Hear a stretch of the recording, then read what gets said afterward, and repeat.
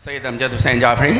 مولانا صاحب معلوم یہ کرنا تھا، میری والدہ کی عمر 85 سال تک ہے کے قریب ہے، تو ایک مجلس میں کسی ذاکرہ نے ان سے کہا تھا کہ اب آپ پہ روزے ساقط ہو گئے ہیں آپ کی عمر کے حساب سے، تو پتہ کہ یہ کرنا تھا کہ واقعی کوئی عمر کا حساب کتاب ہے روزوں کے ساقط ہونے میں یا نہیں؟ روزے کے ساقط ہونے کا جو یا روزہ نہ رکھنے کا جو جواز ہے وہ عمر کی اور سن کا بڑھ جانا نہیں ہے۔ یہ جو قاعدہ جو اب تک آپ نے بیان کیا ہے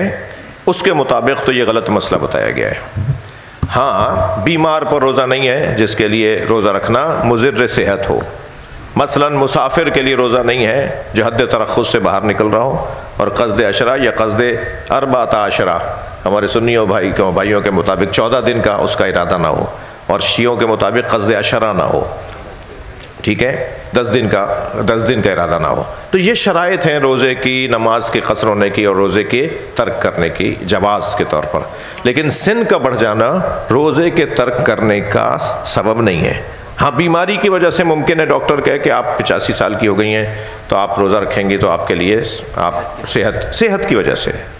وجہ سے تو روزہ چھوڑا جائے گا، مگر سن کی وجہ سے روزہ نہیں چھوڑا۔ ہاں، شاید اس ذاکرہ نے ایک بات سنی اسے دوسری جگہ فٹ کر دیا، اور وہ کیا بات سنی ہے؟ عجوزہ جو خاتون ہوتی ہے نا، یعنی جو شیخہ جو ہوتی ہے، یعنی جو سن میں اتنی زیادہ ہو جائے، اس پہ صرف حجاب کی پابندیاں اور حجاب کے مسائل میں آسانیاں ہیں، یعنی وہ پردہ اس کے اوپر جو جوانی میں یا عجوزہ ہونے سے اور شیخہ ہونے سے پہلے اس کے اوپر واجب ہے، اتنی زیادہ عمر ہو جانے پر اب اس کے اگر بال نظر آ گئے، اب اگر اس کا حجاب ویسا نہیں کر رہی ہے وہ، تو وہ اس کے لیے جائز ہے کہ وہ نامحرموں کے حوالے سے اس کو کچھ اجازت ہے۔ وہ شاید وہاں سنی ہوگی بات تو محترمہ نے وہاں تک پہنچا دی۔ جی، نہیں، وہ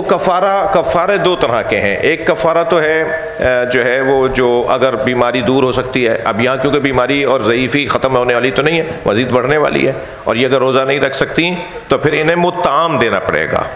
انہیں فدیہ دینا پڑے گا، جو 3 پاؤ آٹا ہے ایک روزے کے عوض، کیونکہ وہ نہیں رکھ پا رہی، احتیاطاً آپ 3 پاؤ سے زیادہ کر سکتے ہیں۔ جی، ایک روزے کے عوض مطعام فدیہ۔ جی۔